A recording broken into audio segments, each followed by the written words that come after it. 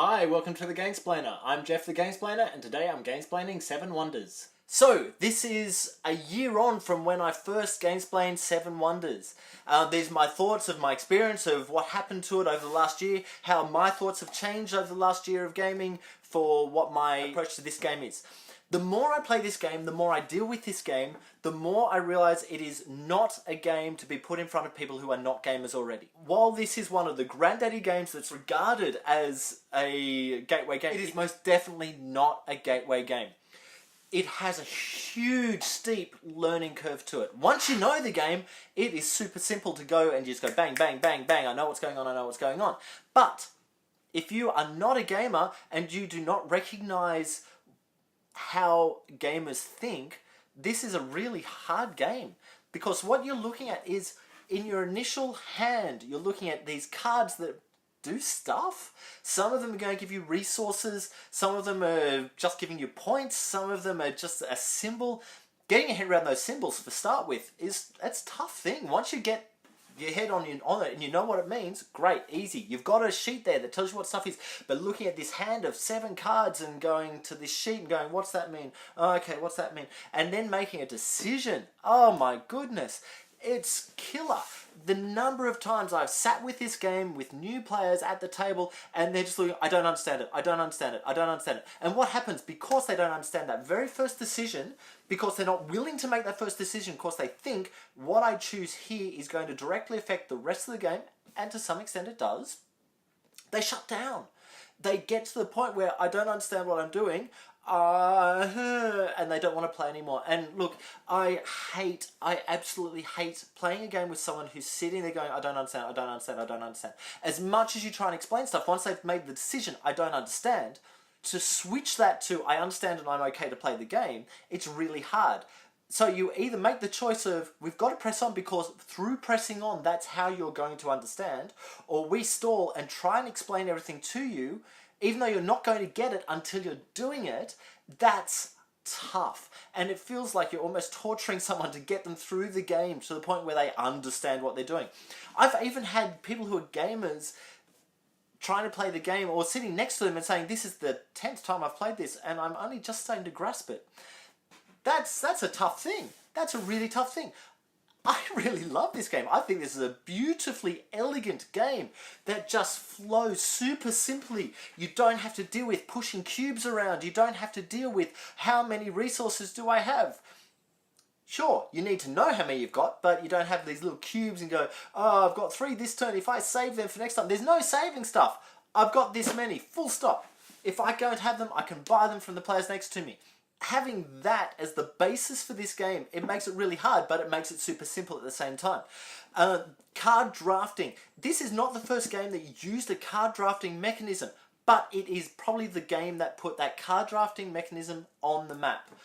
It's the game that really utilises it the best and the most, and that is the entire mechanism of this game, is card drafting. I'm drafting 1 card, passing them along. Drafting 1 card, passing them along. So keeping an eye on what's happening next to you, you don't have to do that, but you could play going, the person I'm passing this to, they really need this card, I'm going to dump it so that they can't get it. But you can't play the game that way all the time, because if you do that, you're just playing a defensive game against the person on your left or on your right, depending on which era you're in. You're never actually working to build your own city up, and by building your own city, that's where to win. Hey, the spot where I've lost this game more often than not is that I ignore the blue cards. I ignore the cards that have points on them. Or more importantly, I ignore those cards early, because those cards are going to chain to the ones that have lots of points on them in that 3rd era. That's something not to lose track of. I have tried playing this game without touching the military, and look, not a bad strategy. It works really well if you do it and the person next to you does it on both sides. It works great if you do that, because it's a 0 effect. But if this guy over here is doing a military heavy tactic, the person next to them might be going, oh, hang on, I want to try and not lose the points to them. And then they start doing military heavy and you start losing points because they're trying to build against that one. If you ignore the sciences and everyone at the table ignores the sciences and one person doesn't, that person's going to win the game. Having this knowledge going into the game is really important, because what it means is you're going to make sure that you've got a little bit of everything going on while not focusing too much on the wrong places. The spot where I found the most points come is from the guild cards, which come out in Era 3, but not always. It depends which guild cards are there, and it depends on what everyone else at the table has been doing, or especially what the guys beside you have been doing. And so when those guild cards come in, you need to actually look at what they've been doing, what their cities look like, to make the decision about whether to take that card or not. Sometimes I've found that focusing too much on getting your wonders built can be detrimental. Sometimes it's going to win you the game. It depends what your wonder is, or what your wonders are. Now, this game has a whole bunch of expansion to it.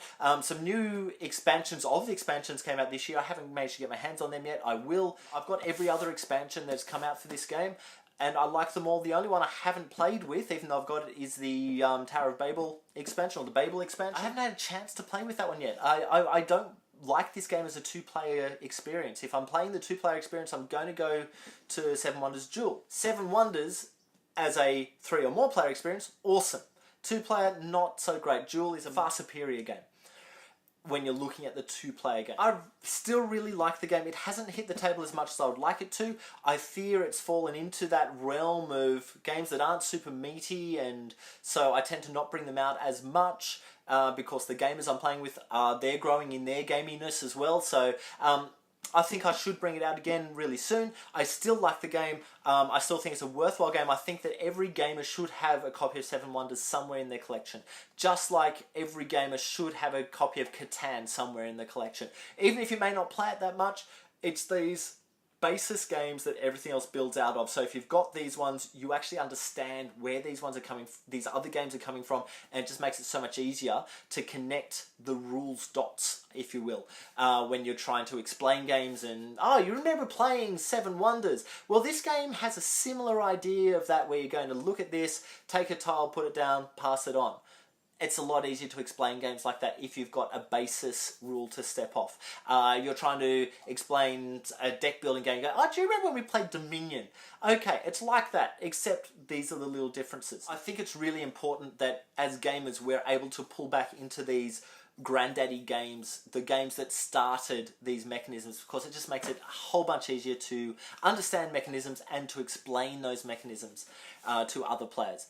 Okay, I've gone on long enough about Seven Wonders. That's my thoughts of it a year later. Please go back a year and have a look at what my original thoughts were.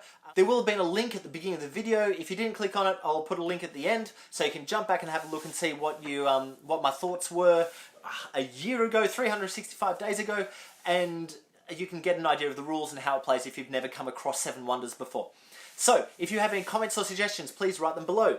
If you have any games that you wish to be Gamesplaned, please shoot me an email at thegamesplainer@gmail.com. Follow me on Instagram and Twitter at thegamesplainer to see what games I've been playing. Subscribe to my videos to keep up to date with the games that I'm gamesplaining, and until next time, enjoy gaming.